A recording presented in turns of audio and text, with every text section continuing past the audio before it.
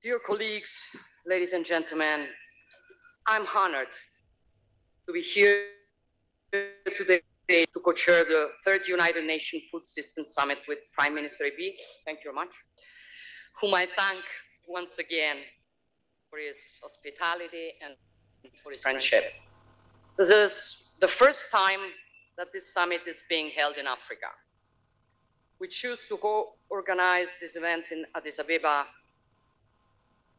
government, not only because Italy has a special relation with Ethiopia and a pragmatic cooperation based on concrete projects and initiatives, but also because we believe it is essential to involve the African continent as a protagonist in the choices and actions of the international community.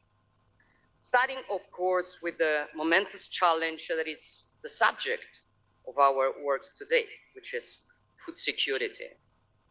This is a top priority challenge demonstrated by the broad and qualified participation in this summit and the presence of the UN Deputy Secretary General Mohammed, whom I greet and thank. Although it has drastically decreased over the last 70 years, global food insecurity still affects around 10% of the world's population. And this percentage is largely concentrated here in Africa, where 1 on 5 people suffer from hunger and do not have access to sufficient, safe, and nutritious food to lead a healthy life. This situation, already complex, has been exacerbated by the crisis the world is currently facing. While we were working to overcome the shock of the pandemic, we had to deal with Russia's war against Ukraine, which disrupted economic and trade flows and processes, destabilized energy markets, and fueled waves of inflation that hit the most fragile nations, especially in the global south and in Africa. And we know very well that when people do not have access to sufficient food or lose the means to produce it, the consequences can be catastrophic. Poverty worsens, conflicts intensify, and communities become more vulnerable to violence, terrorism, or forced migration. Food insecurity is therefore, in its every aspect, a political issue, but not only. It is also, and above all, an economic issue. We would be making a serious mistake if we limited ourselves to looking at food systems through the face of poverty, suffering, and hunger. Food systems are an engine of growth and development, both for the most fragile nations and for those that are economically more solid. At the heart of our action, there must therefore be the development for the communities where we choose to focus our efforts on.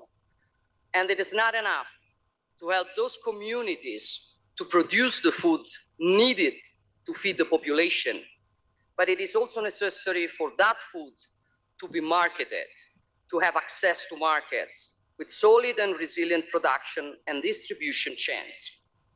This is the only way we can enable a community to prosper with the resources it possesses, generating employment and stable, lasting growth.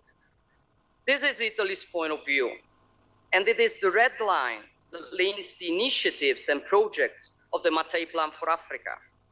Starting, of course, with the agri-food sector, an area in which Italy can boast unique know-how that combines tradition and innovation.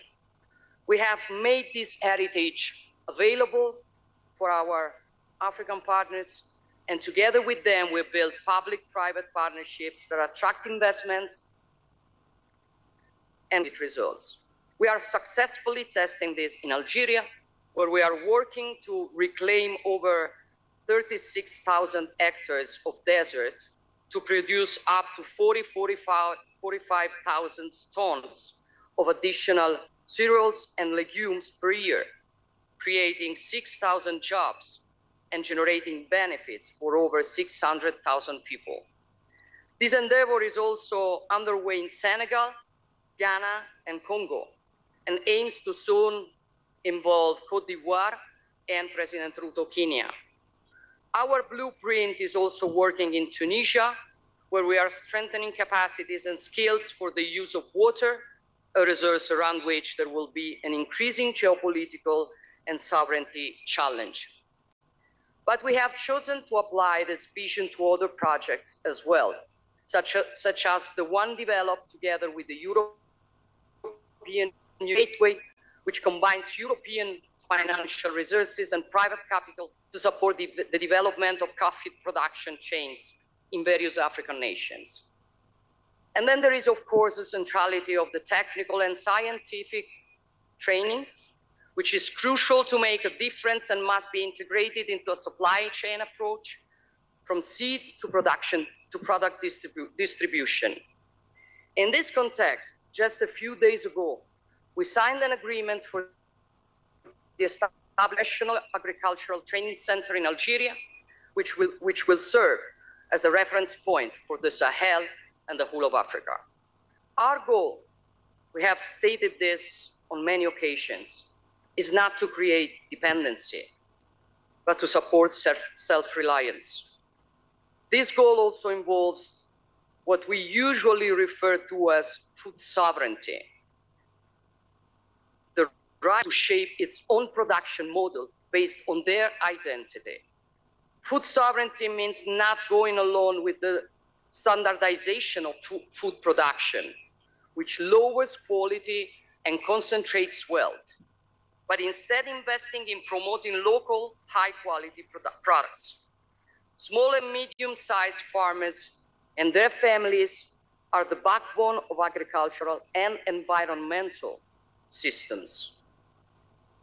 They are guardians of the land and must be given the means to live with dignity and with a fair recognition of their work.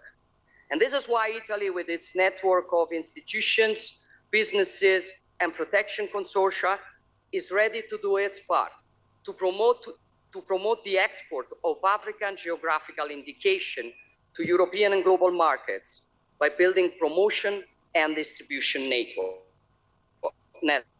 So, dear Deputy Secretary Mohammed, dear Prime Minister Abiy, colleagues, Cicero, one of the most important philosophers of ancient Rome, said that of all the arts from which some profits is gained, none is better than agriculture, none more profitable, none sweeter, none more worthy of a man and of a free man.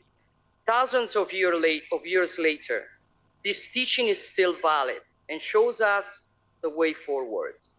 Food is a right, a cultural expression, the pillar of a nation's identity and sovereignty. But it is also the first step towards being truly free, independent, and masters of our own destiny. I thank you.